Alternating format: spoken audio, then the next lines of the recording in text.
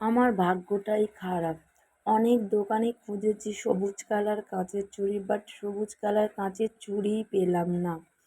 আর বাইরে প্রচণ্ড বৃষ্টি হচ্ছে। ভাবলাম আরেকবার খুঁজতে যাব, কারণ হাতে টাইম নেই।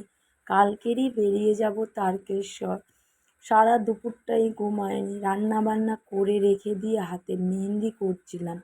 আর এই অবস্থায় যাচ্ছি কাঁচের চুড়ি কিনতে, কারণ মেহেন্দি হাত থেকে তোলার টাইমটাই নেই, বাট তুলতে গেলে অনেকটাই দেরি হয়ে যাবে। আর এই বৃষ্টির মধ্যে যাচ্ছিলাম কাঁচের চুড়ি কিনতে, আর মানির বাবা তো খুব বকাবকি করছে যে তোমার কি কাঁচের চুড়ি পরতেই হবে। আমি বলছি হ্যাঁ, পরতেই হবে। এত বৃষ্টির মধ্যে একটা গাড়ি ঘোড়া নেই, তার উপরে যাচ্ছি কাঁচের চুড়ি কিনতে, আর মানির বাবার বকবকানি শুনতে শুনতে। কারণ আমার এবারে কাঁচের চুড়িটা পরে যেতেই হবে।